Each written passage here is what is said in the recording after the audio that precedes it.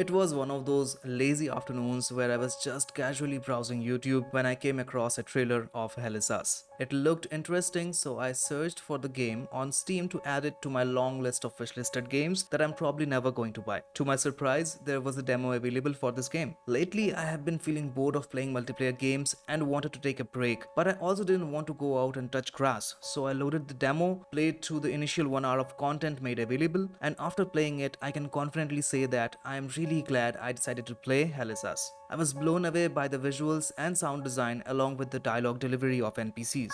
Also, the fact that this game does no hand holding right from the beginning made me put more attention towards everything that was happening around, which allowed me to get immersed and really appreciate all the nitty-gritties this game had to offer during the demo. For the improvement side of things, graphics optimization and combat needs to be taken care of on priority. But you know what's even better than just experiencing such a beautiful and unique game? Discussing it in detail with you all. So as we are getting ready to begin our discussion, I would request you to leave a like on the video if you are enjoying it, and also consider subscribing if you are new to the channel. If you want to take some more time to decide whether this video is worthy of your like, then by all means, let's begin without any further ado. Shall we?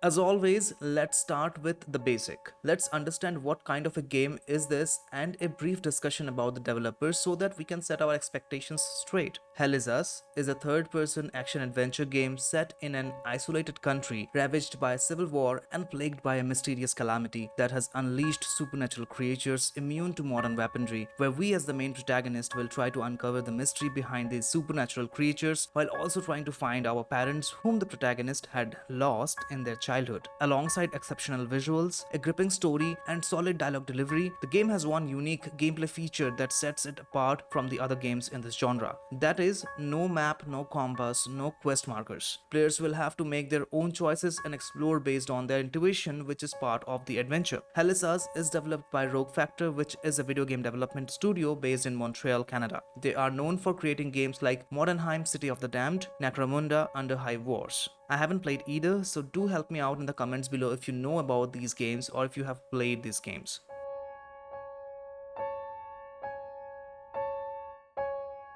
During my gameplay, I was mesmerized by the visuals. A beautifully crafted world with dense foliage where sunlight peeked through trees when it was sunny, and it turned creepy as the weather became gloomy and rainy, which gave an unsettling feeling a bit, but not to that extent where I would just want to close the game. In fact, during my playtime, I went to explore almost every path that I saw, which is highly unlikely of me. But unfortunately, all those prettiness come at the cost of performance. My PC has a Ryzen 7 7800X 3D with a 4070 Ti Super and 32GB of RAM. And before anyone asks, no, I don't use a hard drive, I use an SSD. Hard drives are relics of the past. Nobody in their right mind in 2025 uses a hard drive. Okay, back to the topic. In ultra settings at native 1080p with frame gen on, I was getting FPS in between 80 to 150 depending on the surroundings. Well, 80 FPS is good enough for a single player game, but when you look at it, the fluctuation range from 80 to 150 is quite big. That can be improved with proper optimization. On top of it, graphic settings felt a bit buggy as well. The reason why I'm saying this is because in the video tab, default was at very high. When I changed the settings to ultra, every setting went down to high instead of going up to the ultra, and I had to manually set every setting to ultra. Plus, with the same settings that I mentioned earlier, I was still getting the same FPS even with frame gen off. So I definitely think that the graphic settings are a bit bugged out and can be improved a lot before the game launches. The game offers DLSS upscaling along with other upscaling methods like AMD's FSR and Intel's XeSS. As I play and record at 1080p, I prefer no upscaling, but for the people using 1440p or 4K resolutions, these upscaling solutions are really great as upscaling typically gives way better results in high resolutions such as 1440p or 4K.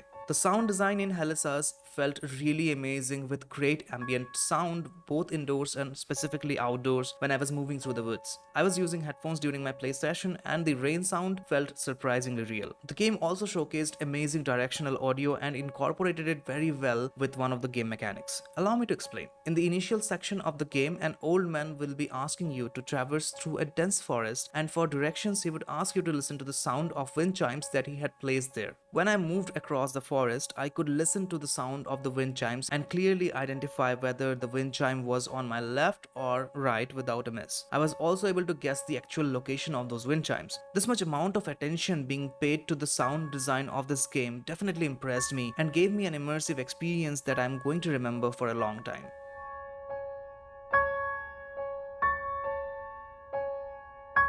Although the demo gave only a fraction of the main story, I somehow felt deeply invested in it with its well-made cutscenes and powerful dialogue delivery by the characters. During the introductory cutscene, we got introduced to our protagonist with a little bit of background on who we were, where we came from, while getting interrogated by a very scary looking person with a wicked smile, and we were describing him what we did. So basically, in the initial gameplay that was made available in the beta, we were playing through events that our protagonist had already experienced and was describing those to the interrogator. Whether the entire gameplay is going to have us reliving the past events of our protagonist or not is unclear. It's not something that bothered me, but I wanted to explain it here just in case someone felt a bit confused about the timeline. During the initial 1 hour of gameplay, I came across 4 NPCs. First, our interrogator during the intro cutscene, an old man right at the beginning of our gameplay just after the cutscenes, an injured soldier whom we met a bit later while moving towards our destination, and a man grieving for his deceased daughter by the end of our demo play session.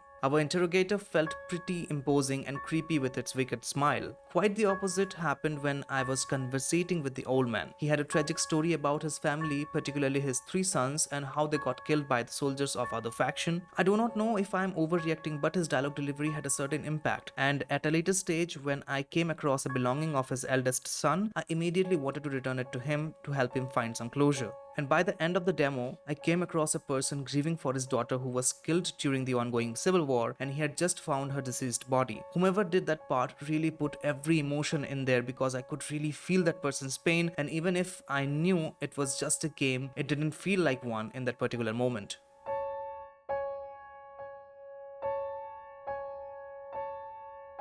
In terms of gameplay, it was a mixed bag experience consisting of unique and amazing game mechanics along with frustrating combat. Let's start with the gameplay mechanics. In the beginning of our discussion, I had mentioned that this game does no hand-holding, and Helisas stands by that statement in every way possible. There is no minimap, no other conventional directional cues like a line pointing towards your next objective, which are typically seen in other games, or even a segregation between main or side quests. Players will have the utmost freedom to decide what they want to do, and they will face the challenge to stay on course. Although this game has semi-open worlds for its players to explore, I didn't find it as a blocker to my gameplay or immersion in any way unless I was deliberately looking to make it an issue. Even during the initial 1 hour of gameplay, which basically is a tutorial, did not gatekeep any part of the explorable area from the players. Talking a bit more about quests, there is no traditional quest menu in this game. You have a tablet, and in there you will start with just some basic info about your parents. As the story progresses, you will meet new characters and that information tree will get updated. I personally haven't played a non-linear game like this, so it felt quite unique and innovative to me. In the first hour of demo gameplay, it was all melee weapons and nothing else, although that may change in the later part of the campaign, but that is quite unlikely if you go by the information given about the game in its publisher's website. In terms of additional gears, you will get a drone which can act as light source, plus it can also distract enemies, and you also have slots in your loadout for attack, defense, and quick access items.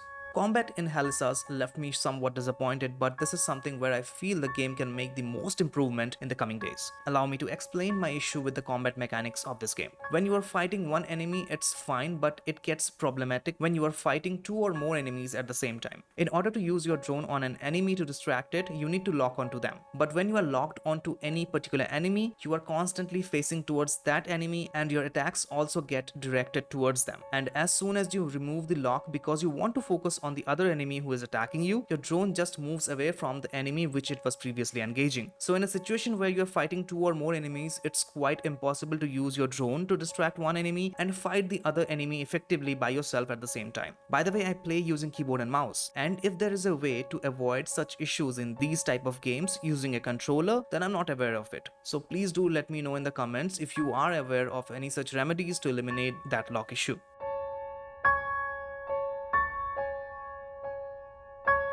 So, should you buy it? Well, that depends. If you liked the stuff that I mentioned about the game, putting aside the performance and combat issue, then yes, I believe you will have a great time in this game. But if you're someone who likes to have a linear progression in a game with clear objectives and directions, then you may find it a bit frustrating to get accustomed to these new settings. Personally, for me, it's a must buy only if they fix the combat issue. Overall, I finished the demo really enjoying my time in there and wanting to play more of it. For me, the amazing visuals, sound design, story, dialogue delivery, and the fact that there is no hand-holding in this game far outweighs the optimization and combat issues. That being said, these two issues should not be overlooked, as these will negatively impact the player experience quite a lot, and that lock-on issue may become a deal breaker for me to progress through the tougher enemies at a later stage in the game. The developers at Rogue Factor have created something really special, and I hope that they fix these issues before the game's expected launch on 4th September 2025. Right now, the game is available for pre-order or wishlist on PC and consoles. I'll share the link for Steam and other relevant websites in the description. For the time being, I'll closely follow its development to see how they are improving the two issues that I outlined and other issues that they will receive as a feedback from this demo. That's it for today. I hope you enjoyed the video. If you did, then please don't forget to hit the like button and share your thoughts in the comments below. If you did not like the video so far, please don't hesitate to dislike it, but do help me out with the feedback in the comments so that I can improve and make better content for you all.